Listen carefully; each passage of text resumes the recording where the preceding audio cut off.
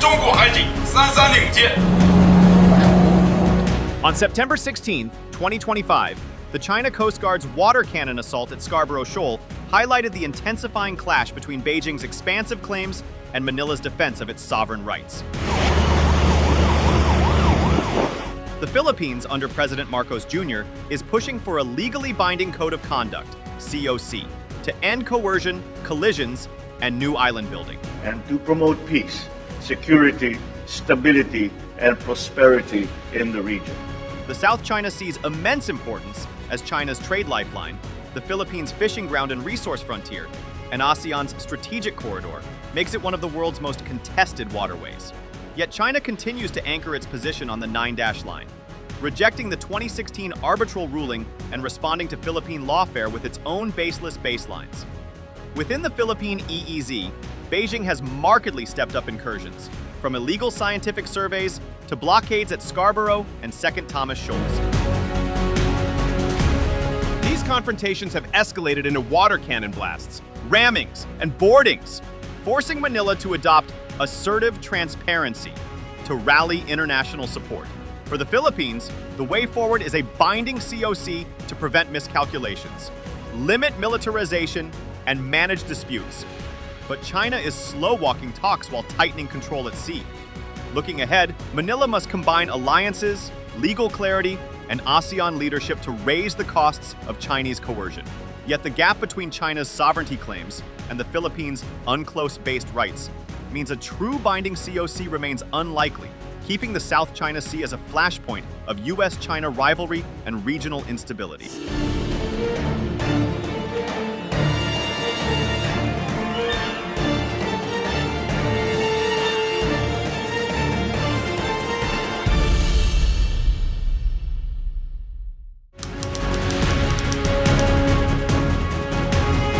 President Ferdinand R. Marcos Jr. Under President Ferdinand Marcos Jr., the Philippines is pushing for a legally binding code of conduct, COC, a clear step up from the 2002 Declaration on the Conduct of Parties, DOC, which was political but not enforceable.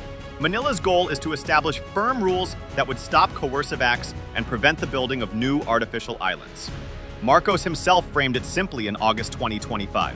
When that happens, it will be clear what the rules are for everyone.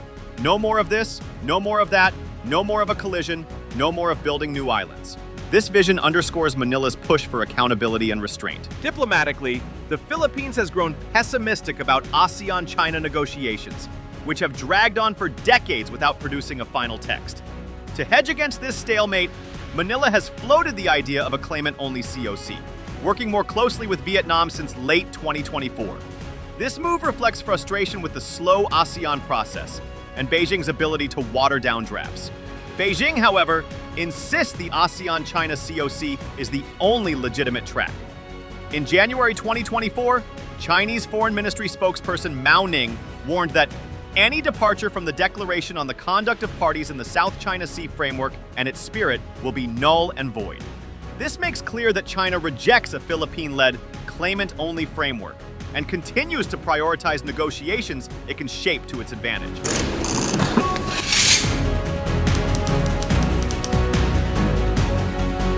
The South China Sea is of immense strategic value for all its stakeholders. For China, it is both a commercial lifeline and a security buffer. Over 64% of its maritime trade passes through the SCS, including vital oil and gas imports from the Middle East, making the sea central to Beijing's energy security and economic prosperity. It is also crucial for the People's Liberation Army Navy, PLAN, which requires the SCS's deep waters to deploy its nuclear ballistic missile submarines, an essential component of China's strategic deterrent. These hard interests are coupled with an ideological one. Beijing justifies its expansive claims through a long historic course, portraying its activities, from artificial island construction to the presence of Coast Guard vessels, as defensive measures to protect sovereignty, as restated by the Chinese embassy in August 2025. For the Philippines, the SCS, or the West Philippine Sea and its EEZ, is a matter of sovereign rights and survival. Manila relies on the 2016 arbitral tribunal ruling that invalidated China's 9-dash line, framing its position on defending internationally recognized maritime entitlements. The stakes are not abstract. The WPS is a crucial fishing ground underpinning local livelihoods and national food security, while seabed reserves such as Reed Bank offer prospects for energy independence. China's harassment of Filipino fishermen and interference with exploration thus strikes directly at the Philippines' economic and human security. Other Southeast Asian claimants share similar concerns.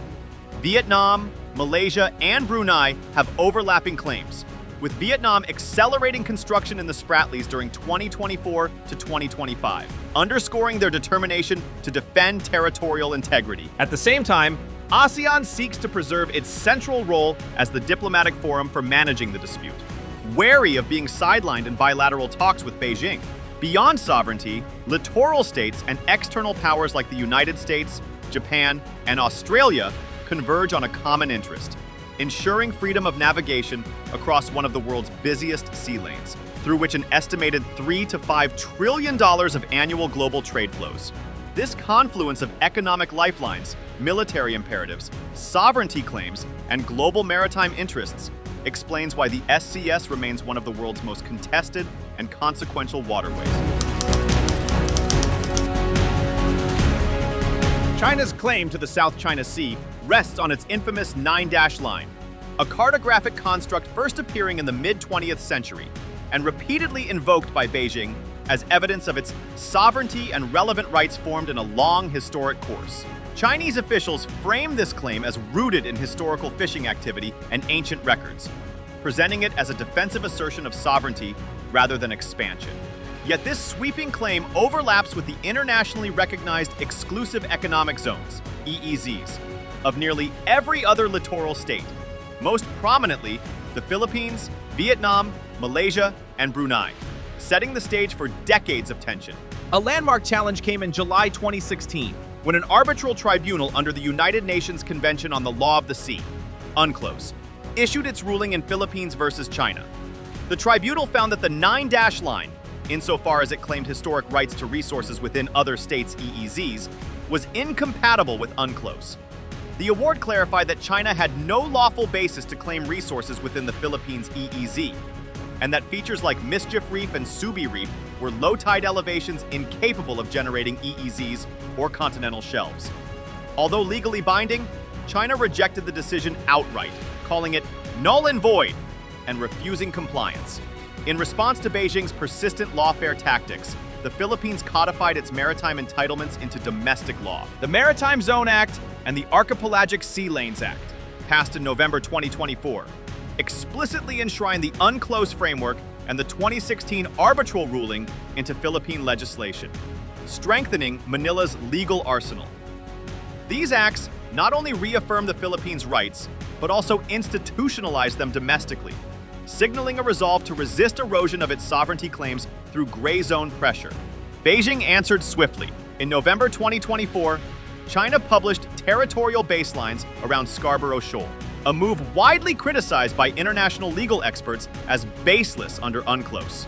This action, unprecedented given that Scarborough is a mere shoal and lies well within the Philippine EEZ, was widely read as a symbolic escalation and a warning that China would use its own domestic lawmaking and cartographic assertions to buttress its claims, regardless of international rulings. International legal scholars and analysts remain unequivocal. China's reliance on the 9-dash line has no standing under modern international law. UNCLOS, to which China is itself a signatory, establishes clear maritime entitlements based on geographic features, not historical narratives. The contradiction is stark. Beijing continues to assert historic sovereignty while simultaneously benefiting from the UNCLOS regime elsewhere. Littoral states, meanwhile, emphasize that recognition of the 2016 ruling and adherence to UNCLOS principles are essential to restraining Chinese expansion and preserving the rules-based order at sea. The Philippines' position in the South China Sea is anchored in the exclusive economic zone EEZ standard established under UNCLOS, which grants a coastal state sovereign rights over living and non-living resources within 200 nautical miles of its baselines. For Manila, this means that vast swaths of the West Philippine Sea, WPS, including fisheries, hydrocarbon reserves, and strategic shoals, falls squarely under its jurisdiction, as reaffirmed by the 2016 Arbitral Tribunal ruling. Yet China has markedly stepped up coercion against Philippine vessels and activities in these waters during 2024 to 2025. This coercion has taken both overt and gray zone forms, ranging from aggressive maritime law enforcement to subtler interference with scientific and resupply missions. A series of incursion case studies in 2025 illustrates the intensity of this campaign. First, Chinese Marine Scientific Research (MSR) incursions have raised alarm in Manila. Between May and July 2025, at least 3 Chinese research vessels, Tan Suo 3, Beidiao 996, and Juha Yun, were tracked conducting what Philippine authorities described as illegal marine scientific research inside its EEZ, particularly around Scarborough Shoal and off Palawan.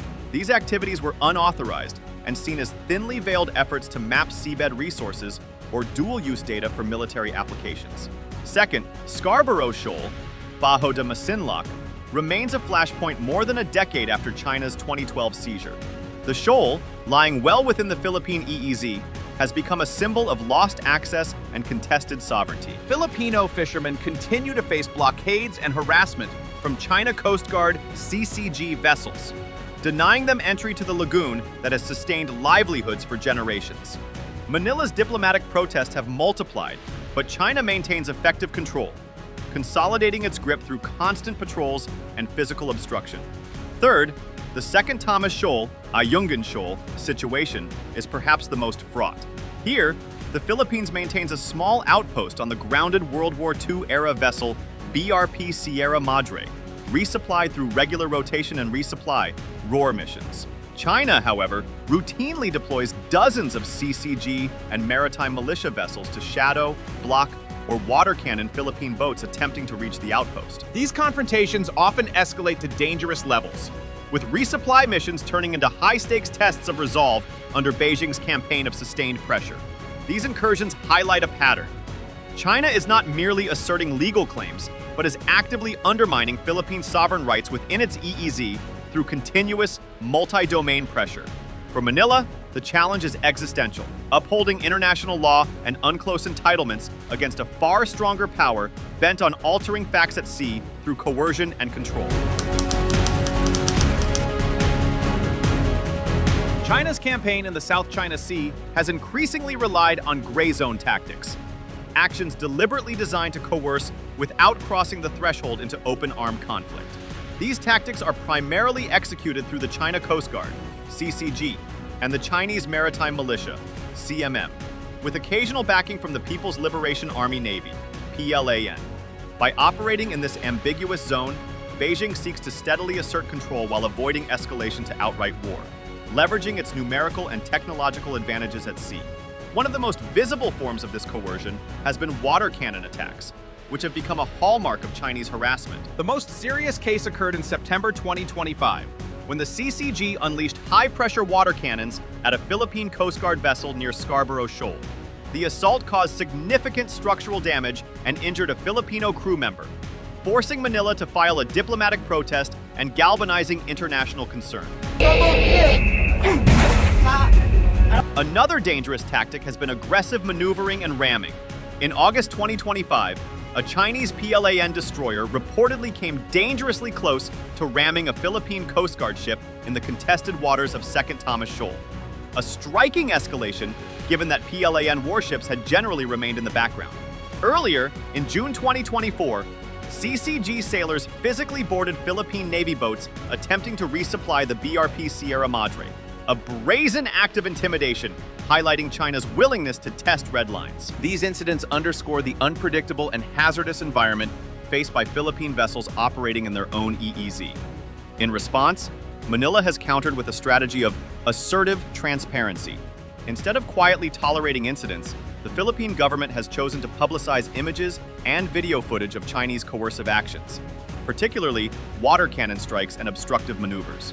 By broadcasting these confrontations to international audiences, Manila seeks to impose reputational costs on Beijing, generate diplomatic pressure, and rally support from allies and partners. This approach has proven effective in drawing global attention to the scale and severity of Chinese tactics, reframing the dispute as not merely bilateral, but as a broader challenge to international law and maritime norms.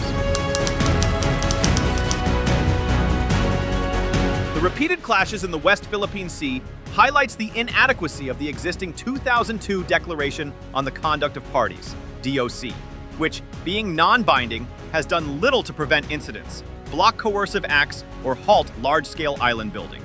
For Manila, the way out of this cycle of escalation lies in a legally binding code of conduct, COC.